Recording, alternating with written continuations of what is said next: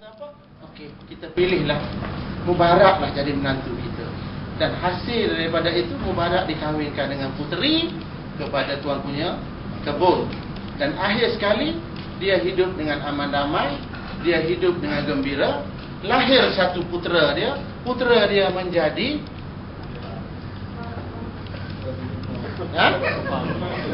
jadi apa putera dia? Putera dia menjadi seorang yang soleh. Itu penghasilan dia. Itu penghasilan yang kita dapat sekiranya kita jujur. Tapi tuan-tuan jangan risau. Tuan-tuan saja, perempuan ada juga. Jangan terasa puan. Tuan-tuan dan perempuan jangan risau. Jangan risau kat mana? Jangan jadi materialistik. Sebab kita as manusia sekarang materialistik ditabur, diajar, dibagi tahu oleh kuasa-kuasa barat yang bukan kita punya, supaya lost kita lagi. Diajar supaya kita hidup lari pada nas-nas Islam. Ya, supaya kita tak jujur, supaya kita tak itu, supaya tak ini. Senang dia nak masuk dia punya dakyah dia. Jujurlah tuan-tuan, akan dapat pembalasan yang baik.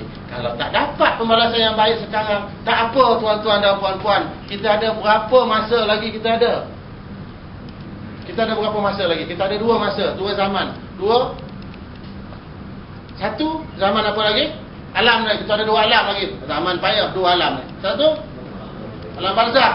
Satu, alam akhirat. Kita tak dapat di dunia, kita dapat dekat akhirat. Ataupun kita dapat dalam kubur. Tak dapat dalam kubur, dapat alam akhirat. Dapat benda tu tuan-tuan. Janji Allah itu pasti. Dia tak pernah tipu pun. Contoh, dia tak tipu pasal apa? Janji dia pasal mati. Nak bagi tahu pasal mati, tuan-tuan takut sikit. Kita tak insaf ni semua ni. Janji Allah itu pasti berkaitan dengan mati. Adakah sesaat dilewatkan mati kita? Tidak. Allah bagi tahu pasti mati. Tetapi kita tak tahu bila mati. Tetapi tak sesaat pun akan lewat. That's why tuan-tuan dan puan-puan kena jujur. Kalau jujur, kalau amanah, hasilnya manis seperti buah delima dan ceria seperti orang yang menjaga kebun delima. Ya, terima kasih untuk delima sahaja. Belum masuk bab lain lagi. Itu baru bab delima. Dia ada bab lain lagi. Okey. Kalau ceramah bagi masa saya susah. Saya biasa ceramah 2 jam. Rusak dah kan? Tengok seronok tu, tak nak bagi berhenti tu. Pasal nanti kaunselor saya akan bercakap. So, biasa saya bagi talk dalam 2 jam. Tapi tak apalah, memandangkan hari ini saya cut off kepada yang sekejap saja. Dan sebelum saya akhir tu, saya nak kenalkan diri saya dulu. Pelik betul lah pegawai Data Bukti. Tadi tak kenalkan diri, sekarang baru kenalkan diri. Betul? Sebab tadi saya tengok agak tak ceria. Sekarang ni saya tengok sudah ceria, barulah kita boleh masuk. Kalau bos muka masam, you orang nak masuk pejabat ke tidak? You masuk saja. Kalau muka pejabat, bos muka kat pejabat masam je. Tak masuk kan? Lari malap lah, timpang lah. Macamlah tadi saya tengok muka asyam je semua. Itu sebab saya pun tak masuk kenalkan diri lagi lah. Saya terus begitu boleh kenal. Dan sekarang saya tengok sudah ceria, saya bagi kenalkan diri saya dulu. Cuba yang sabar cewek, buat dulu ABM yang perlu tu, barulah saya berhenti. Nama saya sebagaimana kali ni. Tak salah. Nama saya sebagaimana terpapar tadi, Razlan bin Abdul Hamid. Umur saya rahsia.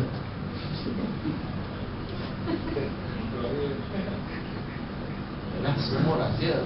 Semua orang rahsia. Kalau tanya umur dia rahsia.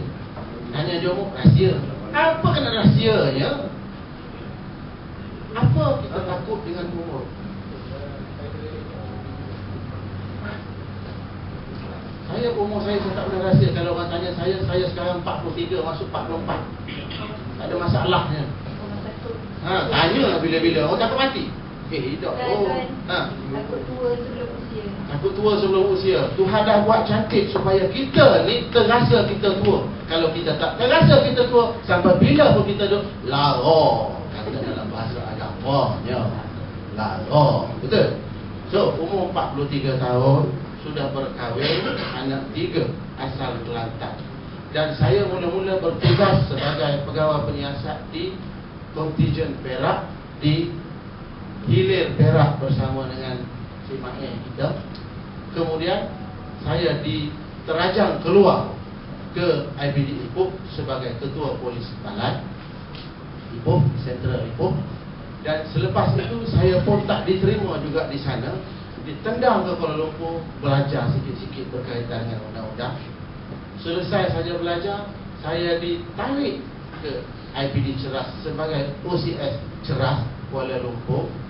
Dan selepas itu Ceras sudah tak mau terima saya, malas bekerja barangkali, diterajangnya saya ke Kuala Lumpur, ke Bukit Aman. Sebabnya naik pangkat. Kemudian duduk di Bukit Aman lebih kurang setahun lebih, pun orang tak suka saya. Diterajangnya saya balik ke Perak, duduk sebagai ASPD 7 IPD Perak. Duduk di sana selama 4 tahun, orang Perak pun tak setuju, orang Perak pun tak terima saya. Terajang pula saya pergi ke pegawai tata tertib IPK Selangor. Ditendang ke sana sebabnya dapat pangkat. Kemudian duduk di sana setahun, pun orang tak terima juga. Pemalas kerja dia tu. Macam tuan-tuan lah kerja pemalas. Kalau yang faham tu faham lah, yang tak faham tu tak faham lah. Kalau tak faham tu ada bahasa saya suka guna, perok. Bahasa apa perok? Kedah. Kedah. Kedah. Perok. Tapi faham semua polis ni cerdik sebenarnya. Sudah itu saya diterajang ke Perak pula. 1 hari bulan 2 saya lapor ke Jabatan Integriti IPK Perak. Sampailah sekarang saya duduk Jabatan Integriti.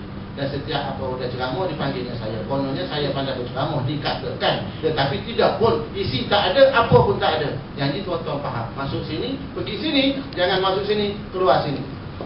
Sebab saya tak nak tuan-tuan serius, saya tak nak tuan-tuan stres. Kalau tuan-tuan serius, tuan-tuan stres, masuk sini dia akan keluar sini. Ataupun masuk sini tak tahu pergi mana. Sebab apa?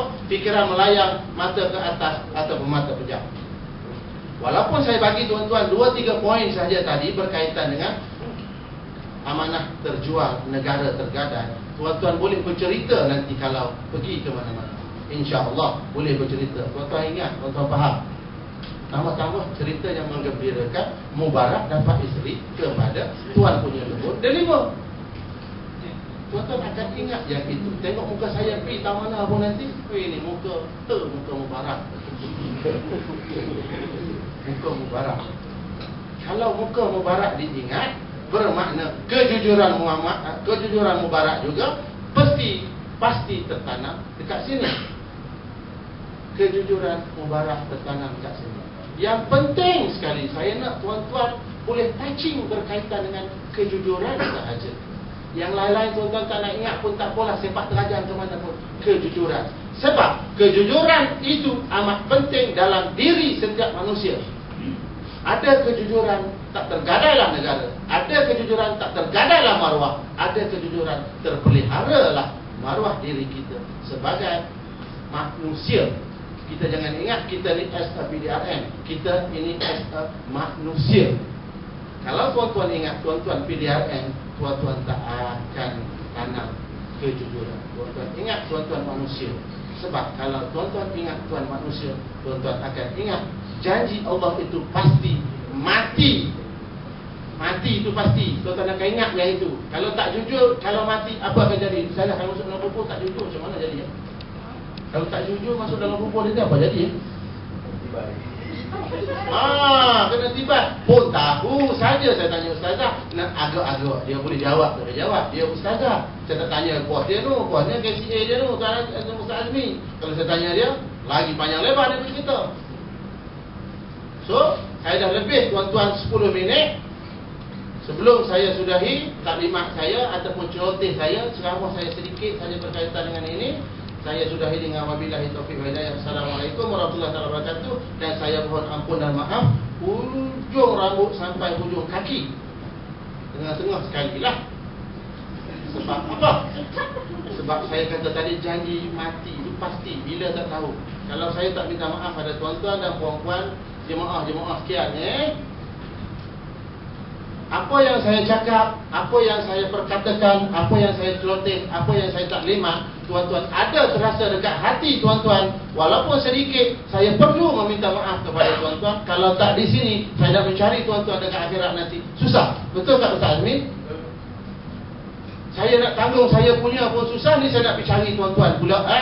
Orang nak cari saya, minta maaf dengan saya lagi satu hal, saya nak pergi cari tuan-tuan. Bila nak jumpa saya pun tak tahu. That's why saya kata ampun dan maaf. Tak kira pangkat, tak kira apa. Law ni lah.